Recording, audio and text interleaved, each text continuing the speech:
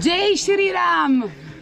तुम पंजा से ही हूँ। पंजा से हो? हाँ। जय Shri Ram.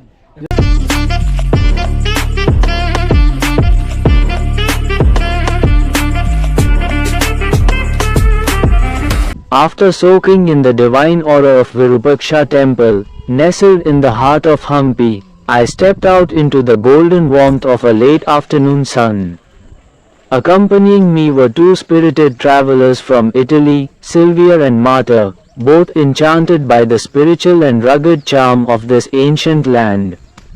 Our next destination was one that seemed to echo with mythology and legend, Anjanadri Parvat, believed to be the birthplace of Lord Hanuman. To reach it, we had to cross the majestic Tungabhadra River, whose waters shimmered like polished obsidian under the sun. As we approached the river bank, we were greeted by an unexpected, heartwarming sight, an elephant leisurely bathing in the water. Its trunk occasionally sprayed a graceful arc of water into the air, while local boatmen stood watching, smiling at the gentle giant's joy. We paused for a moment. Sylvia was mesmerized, and Marta captured the scene in a series of rapid-fire clicks on her camera.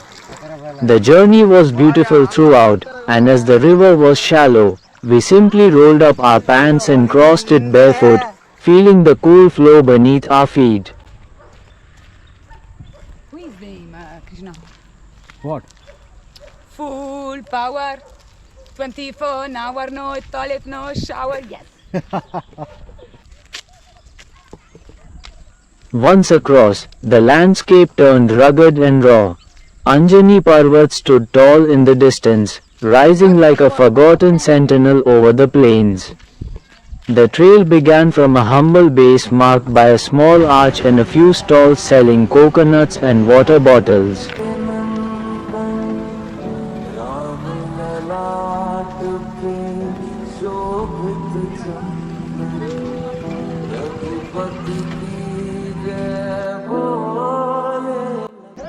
The trek to Anjanadri Parvat is a climb of about 570 steps, each one carved into the hill's granite backbone. It's not just a physical ascent, it feels like a spiritual one too. The stone steps, some weathered and uneven, twist and turn between boulders, opening occasionally to sweeping views of the surrounding Hampi landscape, endless rock formations, coconut groves, and meandering paths lost in time. Jai Shri Ram. As we climbed, monkeys watched us from rocky perches. Eliza offered one a banana, which it accepted with surprising gentleness. The breeze grew cooler the higher we went, and with each step, the horizon stretched farther, giving us a stunning panoramic view of the Kishkindha region, the very land from the Ramayana. उस जगह पे आ चुके हैं, यहाँ पे हनुमान जी का जन्म हुआ था। 500 कदम की ये सीढ़ियाँ हैं, अभी 200 कदम ही हम पहुँचे, 300 कदम अभी हमको और जाना है। बहुत ऊंचाई पे है यार, हो रही हमारी मंजिल जहाँ पे हमको जाना है। 300 more steps. Okay, Sylvia, we need to go 300 more steps. For me is per me 300 sono pochi. More. क्या कह रही है समझ में नहीं आया, बट अच्छा लगा उनके।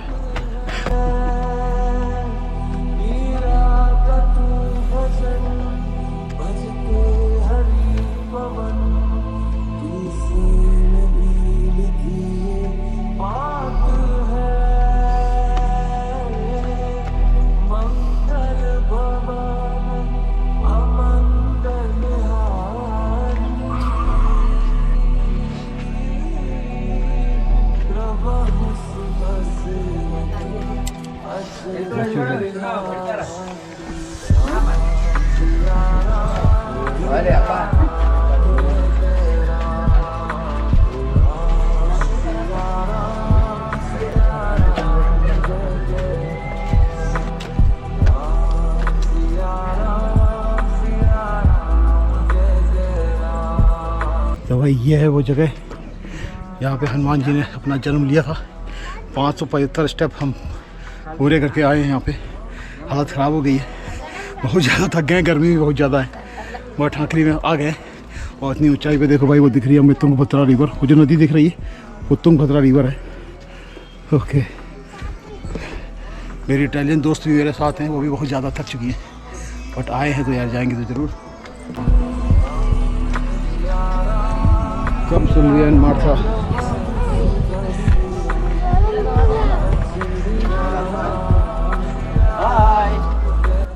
लो यार, हनुमान भक्त मिल गया रास्ते में। जय श्री राम। जय श्री राम।